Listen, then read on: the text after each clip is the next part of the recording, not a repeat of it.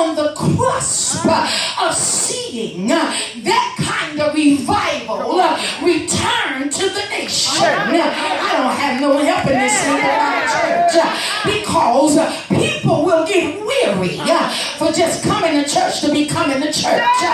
People will get weary from just paying tithes and they don't see no manifestation and demonstration of the power of his word that says that signs and wonders should follow the word. I just need about 15 people in here tonight that know that signs and wonders, miracles are going to follow after this week.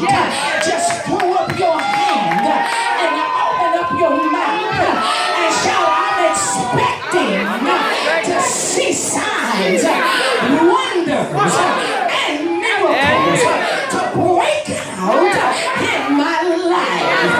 I need somebody to give him a praise right there.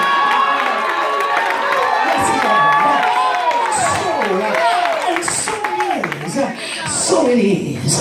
Y'all gonna make me preach tonight. And so it is. This power, the aftershock, it caused a stirring in the region. There should be a stirring in Marietta. Yes, Lord. Because you are responsible for what happens in the house to spread it outside the house. You haven't been a good disciple if you haven't told somebody that there's a move of God going on at Point of Grace. If you've been keeping it to yourself, you haven't been a good disciple. You need to slap somebody on the shoulder and ask them, have you told anybody about this revival that's breaking out over here at Point of Grace?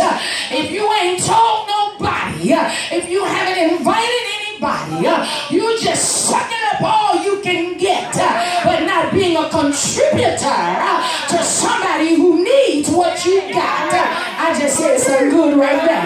I gave you the Facebook tweet that. So I believe, Apostle, that we need another shaking. We get too comfortable too soon after God does one good thing. Oh, no. We need another shaking because we never know when the next crisis is going to hit. And ain't no need crying scared when the next situation happens. You ought to have so much God that I don't care what happens. I know God is in control of what's going on. There's some things that God will allow, and there's some things that the devil is doing, and then there's some things that life has taken charge of. God still has everything under his authority, even when it don't look like he's going to do anything about it. I can't get no help.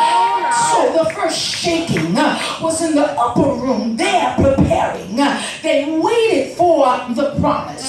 Just tell somebody they were waiting. They waited for what was promised to them. Tell somebody else they were waiting. And sometimes when you're waiting for what God promised you, it can get a little lonely. It can get a little troublesome because in our timing, we expect him to show up by a certain time. And when he doesn't show up by the time we want him, we start to get upset and anxious, weary, doubting, and wavering in our faith.